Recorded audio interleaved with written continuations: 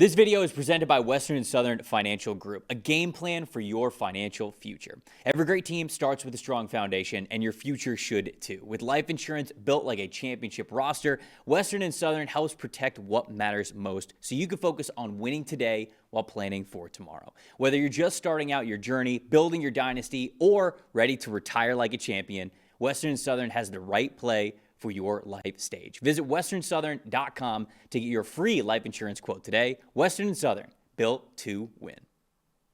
All right, Dolphins and the Steelers. That's Monday Night Football here for us. The last game that we're previewing here on the schedule.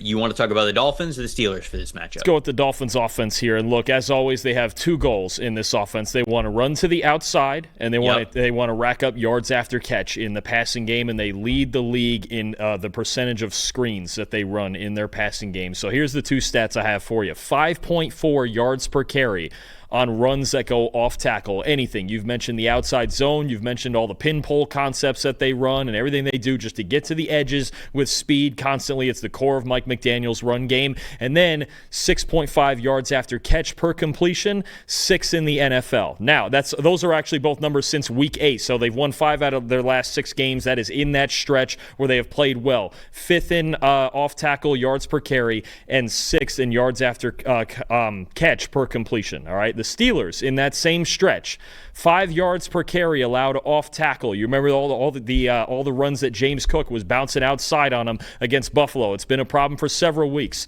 That is 25th in the NFL, and 5.7 yards after catch allowed per reception, 19th in the NFL. All those numbers are since week 8, since the Dolphins have started playing well, and the Steelers have looked a bit shaky, especially in run defense, over the last 6 or 7 weeks. So I think when you look at this Dolphins team and their ability to get the ball to the perimeter, where the Steelers have not been very comfortable, it really kind of leans into what they have in their goals on offense.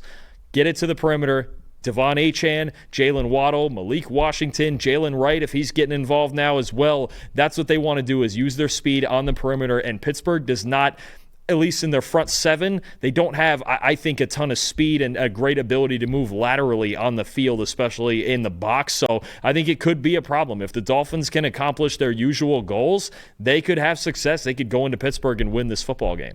Yeah, on the Steelers side of things, obviously it was a great game for them last week against the Ravens. Aaron Rodgers played very well, extremely confident in that game. DK Metcalf, they ran the passing offense through him. He had almost 150 receiving yards.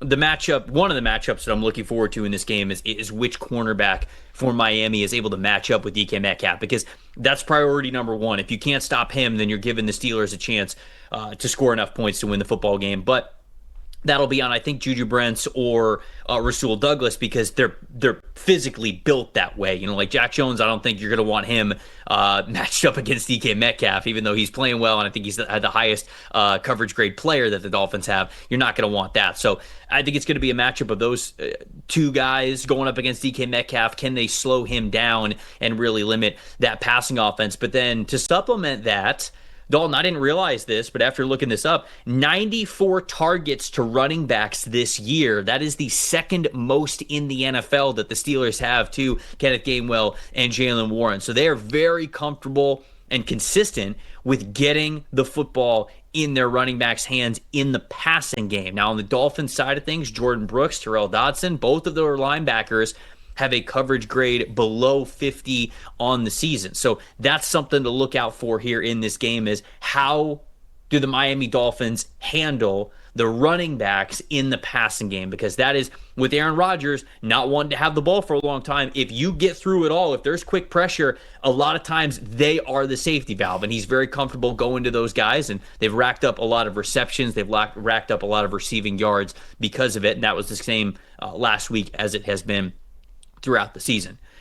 I saw that you took the Steelers in this game, so I'm gonna take the Dolphins, because I gotta get a couple of games on you here this week. So I think this is kind of a coin flip type of a game, and and I will take the Dolphins here in this one. This was a hard one. This was a really, really hard one. I think this might actually be the hardest game of the week to pick, honestly, when you just look at these two teams. And look, the Dolphins have played really well lately on both sides of the ball. They've won 5 out of 6 games. They've really done a nice job of leaning into their strengths on offense. And I think, in coverage, it might not be, maybe you don't get the straight shadow like you would get on DK Metcalf with some other teams. What the Dolphins have been better at lately is staying very disciplined and staying on top in their zone coverages, right? Look, you know what? If we're not going to be a great secondary, let's at least not give up big plays, right? I think that's something that frustrated even Josh Allen and the Buffalo Bills when they beat them in that upset win. So you look at, this year, the Dolphins allowing the 8th lowest average depth of target